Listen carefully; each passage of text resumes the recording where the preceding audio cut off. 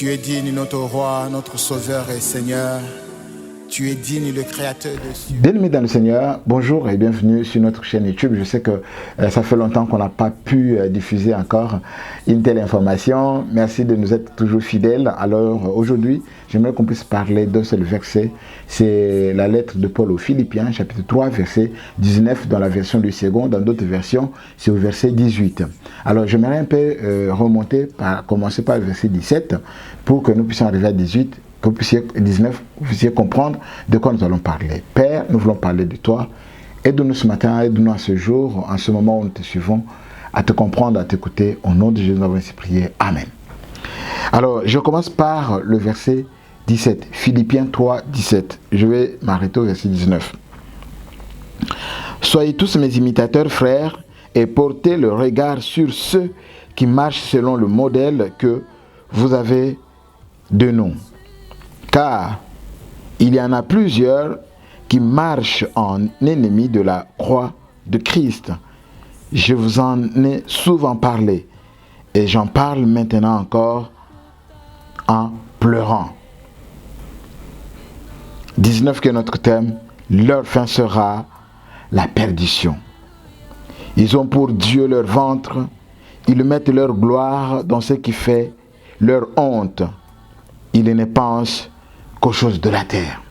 Bien-aimés dans le Seigneur, ici l'apôtre Paul est en train de nous parler de la catégorie de certains serviteurs de Dieu. Ces serviteurs de Dieu, ils ne font que parler de leur ventre. Comment ils parlent de leur ventre? C'est en vous poussant, en évoquant certains versets pris hors contexte et non dans le contexte exact. Ils vous enseignent une parole qui n'est pas l'évangile. Ils vous enseignent une parole qui est hors la parole. Selon leurs pensées, selon leurs esprits, ils vous parlent de choses qui ne sont pas dans la pensée de Dieu. En vous disant, paie ça et paie ça milayo, paie ça pour que Dieu te bénisse. Car Dieu bénit le fou chaque matin. Le fou mange, mais le fou n'a jamais manqué à manger chaque jour, car c'est Dieu qui lui donne. Écoutez un peu ce qu'il est dit dans ce verset, verset 19. Ces hommes sont destinés à la perdition éternelle, ce qui ne signifie pas leur annihilation, mais leur jugement par Dieu et leur rejet éternel dans les temps de feu. Ces hommes de Dieu, ils ont pour Dieu leur ventre. Toutes leurs actions, y compris leurs services religieux, n'ont qu'un but, se procurer de la nourriture, et peut-être de la boisson, des vêtements, des voyages pour leurs femmes, leurs enfants, placer leurs enfants dans de bonnes conditions, dans de grandes écoles. Donc ils ne font que ça en disant, donne à Dieu pour que lui aussi te donne, pour la satisfaction de leurs appétits charnels. Ces hommes de Dieu-là, ces hommes entre guillemets appelés hommes de Dieu, ils vous poussent à remplir leur compte bancaire. Il y a un homme de Dieu qui a dit, a fait propos de, donc il a dit de propos comme ça à ce pasteur-là, il dit, il n'y a pas de sanctuaire dans leur vie, mais seulement la cuisine. Leur gloire est dans ce qui leur fait la honte. Ces hommes de Dieu-là, ils sont fiers des choses dont ils devraient avoir honte. Leur nudité et leur conduite immorale. Ils ne se préoccupent pas. Ils ne se préoccupent pas de choses. Ils ne se préoccupent que de choses de la terre et non la nourriture spirituelle.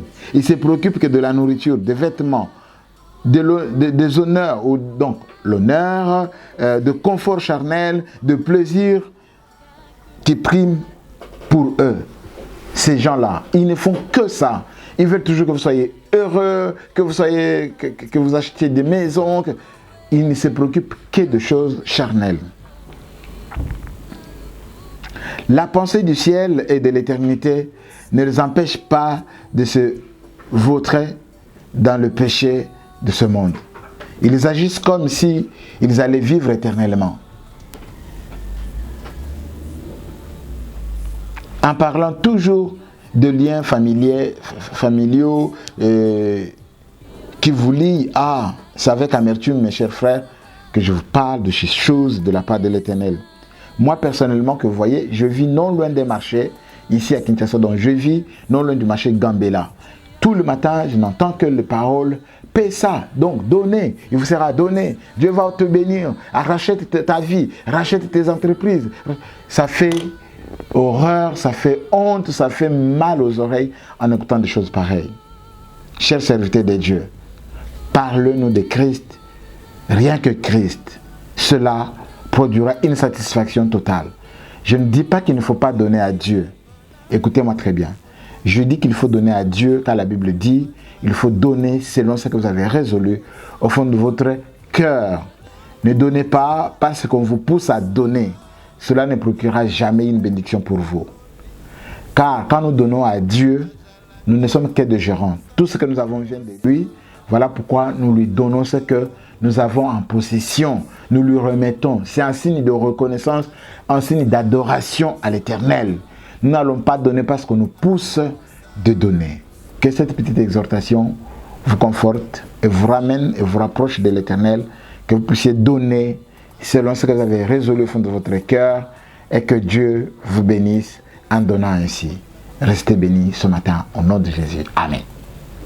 D'être adoré, d'être élevé, il est saint à jamais, il le restera toujours.